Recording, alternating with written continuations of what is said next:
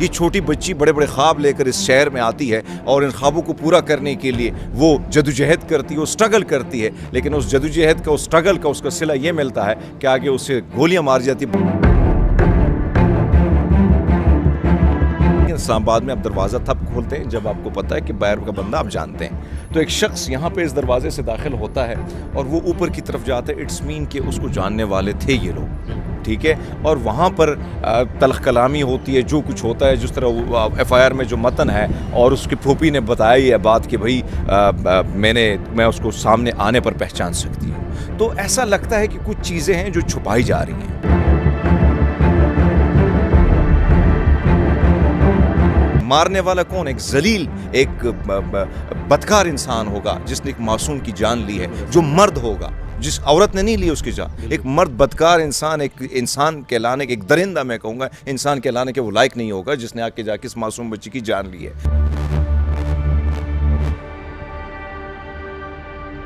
Character पर बात करने वाले उन घटिया लोगों को वो खुद ही घटिया सोच, जिसकी जैसी सोच होगी ना, वो कहते हैं जैसी सृष्टि वैसे दृष्टि, जैसे आपकी सोच होगी ग्राउंड पे भी आपको वही चीज़ें नजर आएंगी।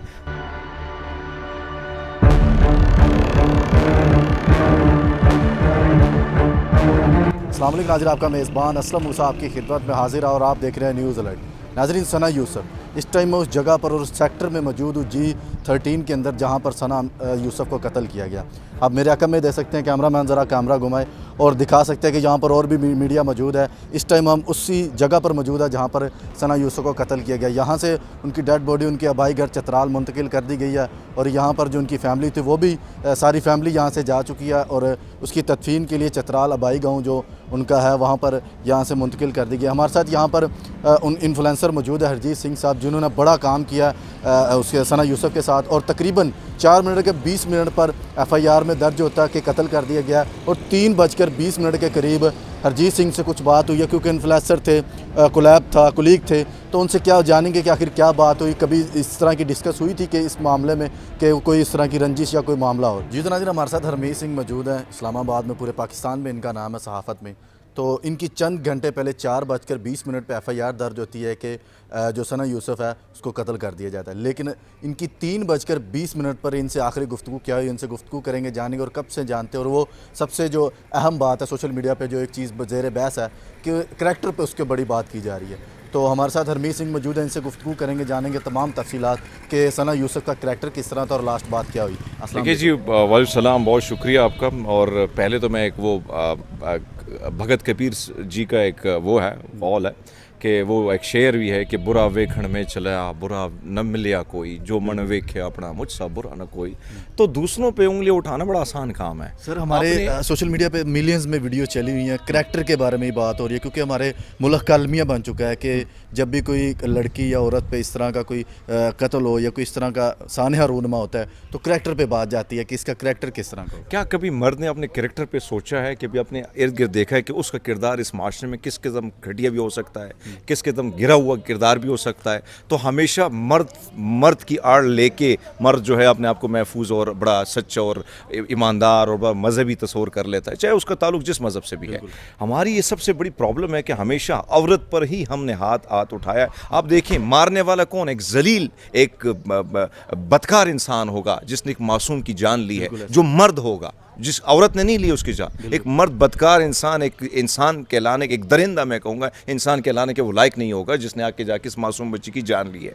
तो कैरेक्टर पर बात करने वाले उन घटिया लोगों को वो खुद ही घटिया सोच, जिसकी जैसी सोच होगी ना, वो कहते हैं जैसी सृष्टि वैसे दृष्टि, जैसे आपकी सोच होगी ग्राउंड पे भी आपको वही चीज़ें नजर आएंगी। वो बच्ची मैं उनको जानता हूँ, पर्सनली जानता हूँ। सर देखें, जब सोशल मीडिया में वो स्टार बनी है तब से उनको जानते हैं। उसकी वालदा एक खूबसूरत लोग, बड़े प्यारे लोग, पढ़े लिखे लोग, वालिद साहब उनके सोशल एक्टिविस्ट, वालदा उनकी पढ़ी लिखी खूबसूरत खातून, बच्ची इंतहाई यहाँ पे जो है वो एक यूनिवर्सिटी में ज़ेर तालीम थी, निजी यूनिवर्सिटी में। और वहाँ पर मैं आपको बताऊँ कि जब भी वो लड़की मिली है, छोटी सी उम्र थी उसकी यार, 17 साल, कुछ उम्र नहीं होती। और आप देखिए स्क्रीन पर तो आपको बड़े नज़र आते हैं, लेकिन बिहाइंड द कैमरा अगर आप उनसे मिलते तो आपका अंदाज़ा होता है कि यार उसकी क्या उम्र है, मासूम सी बच्ची। और आप जाके दूसरों के ज़ख्मों पर आज उन्होंने जनाजा उठाया है। जवान का जनाजा उठाना कोई आसान काम नहीं होता है, ये कंधे बड़े भारी हो जाते हैं और सारी उम्र के लिए भारी हो जाते हैं। आप एक वक्त के लिए तो आपका जो बंदा है आपसे चला जाता है, मर जाता है, लेकिन जो पीछे माँ बाप रह जाते हैं, बहन भाई रहते हैं, वो पल पल मरते हैं। और आप क्या कर रहे हो? आप उनके जख्मों पर नमक छिड़कने की बात कर रहे हो। तो यकीनन हम इस घर में मौजूद हैं।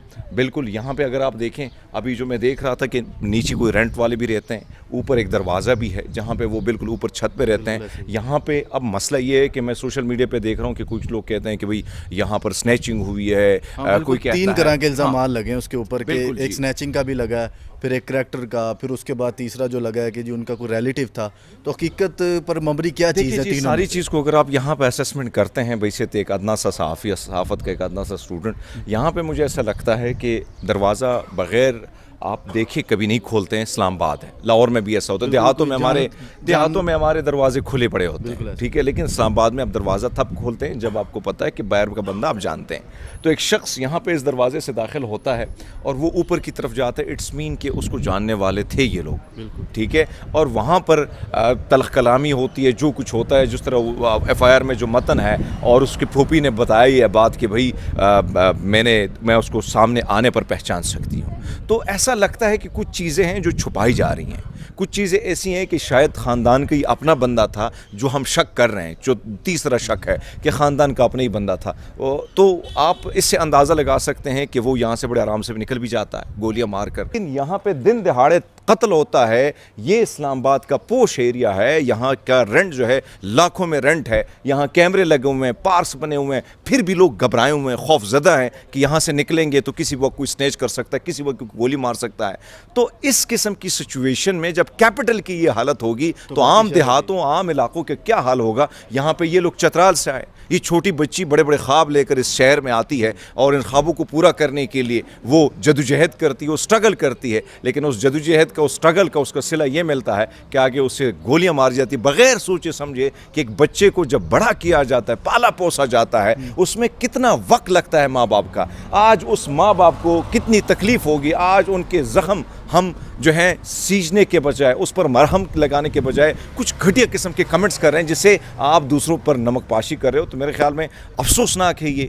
बैशत एक माशरा, हमें पॉजिटिविटी की तरफ जाना होगा। 20 मिनट पे आप बता रहे हैं, उसकी स्टोरी भी लगी, आपसे बात भी हुई, डिस्कस भी हुई, क्योंकि आप तो उस वाले से आपसे उनकी गपशप भी चलती रहती थी, काम के सिलसिले भी। तो क्या लास्ट टाइम बात हुई उसके के तकरीबन 3:20 एक चीज़ जो आपके सामने रखूं कि ज़ाहिर बात है कि मेरा अपना सोशल मीडिया का एक प्लेटफॉर्म है सेपीएम के नाम से, तो मेरे पास बड़े दोस्त आ जाते हैं, किसी को छोटे मोटे प्रोजेक्ट्स होते हैं।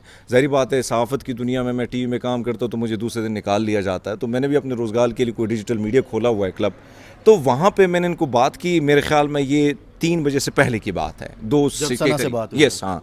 तो उनसे मेरी एज़ इट इज़ नॉर्मल इस हफ्ते में 2 दफ़ा बात हुई मेरी।